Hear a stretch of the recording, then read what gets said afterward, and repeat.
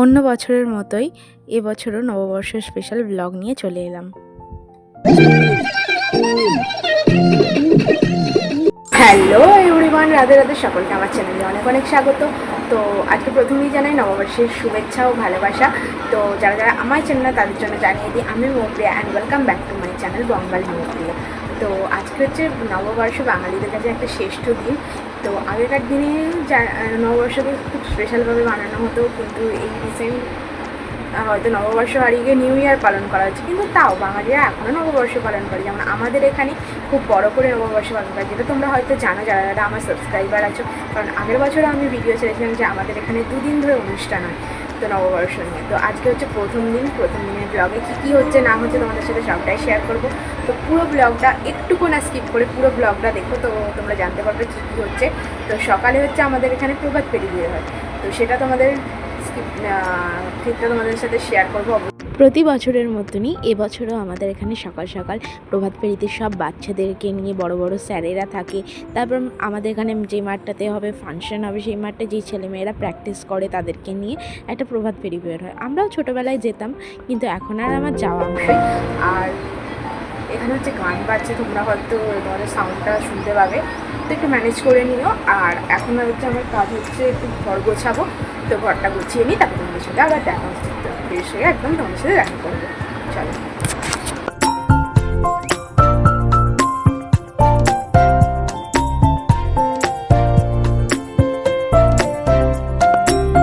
তো আমি এখানে জামা কাপড়গুলো গুছিয়ে নিলাম, গুছিয়ে নেওয়ার পর নাচতে শুরু করে দিলাম।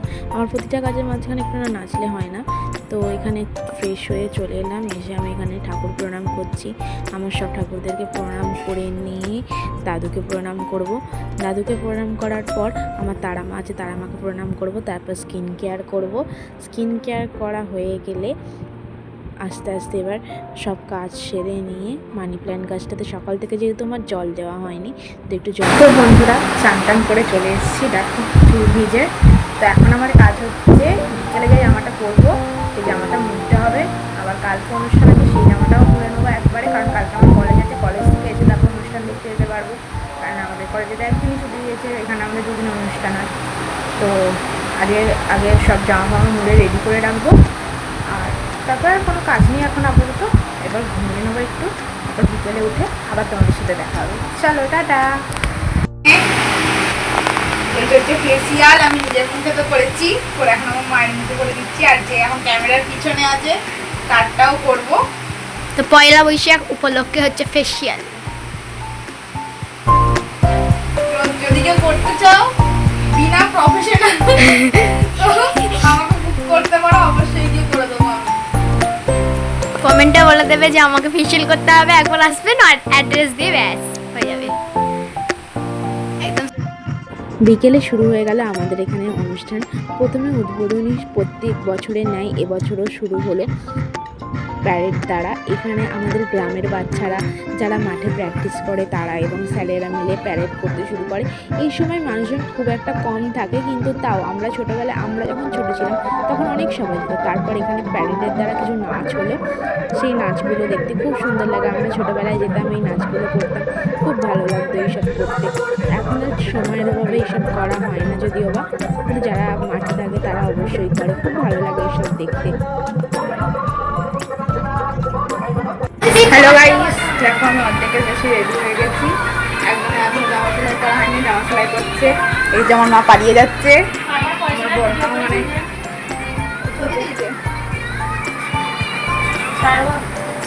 মানে আমি রেডি হয়ে গেছি, জাস্ট আর খালি ঘড়িটা পরবো, তাহলেই পুরো ফুল রেডি। তো বাড়ি থেকে বেরিয়ে তারপর তোমাদের সাথে দেখা হচ্ছে, চলো।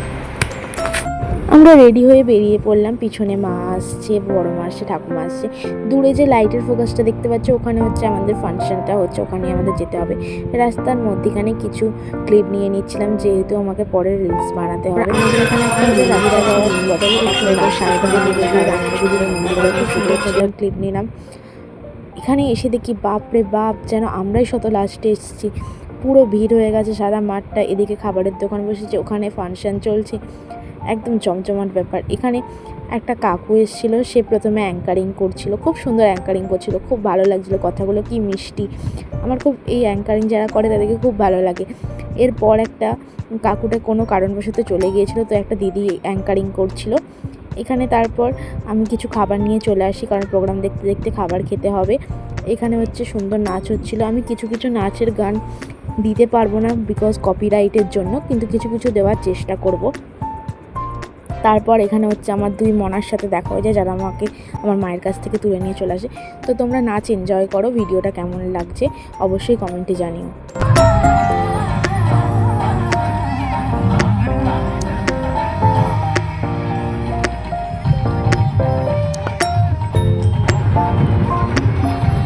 তারপর একটা খুব সুন্দর ভূতের ডান্স হয়েছিল, সেটা তোমাদের সাথে শেয়ার করলাম।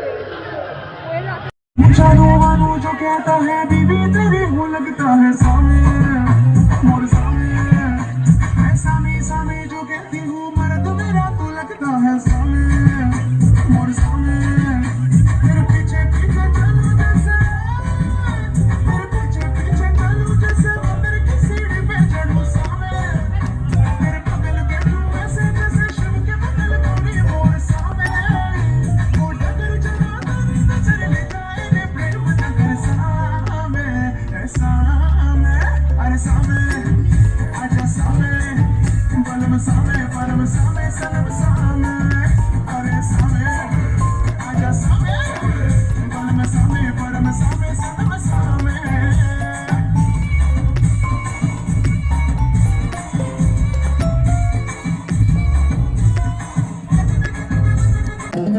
তারপরে এখানে দুটো ছোট ছোট পাকা বুড়ি স্টেজে দিদিদেরকে নাচতে দেখে এখানে ওরাও চেষ্টা করছিল যে নাচবো। তো আমিও ছোটোবেলায় এরকম যেতাম, গিয়ে স্টেজে দেখে দেখে নাচার চেষ্টা করতাম, খুব ভালো লাগছিল ওদেরকে দেখে। তারপর অনেক নাচ গান হওয়ার পর ফাইনালি প্রোগ্রাম আমাদের শেষ হলো। এখানে আমার বোন আইসক্রিম খাচ্ছে, আমার আইসক্রিম খাওয়া আগে হয়ে গিয়েছিল। তো গাইস এখন বাড়ি চলে এসেছে অনুষ্ঠান দেখার, মুখের অবস্থা খুব খারাপ, মুখটা ফেস ওয়াশ করে আসি, খাওয়া দাওয়া করে নিই, তারপর তোমাদের সাথে আবার দেখা হচ্ছে। চলো।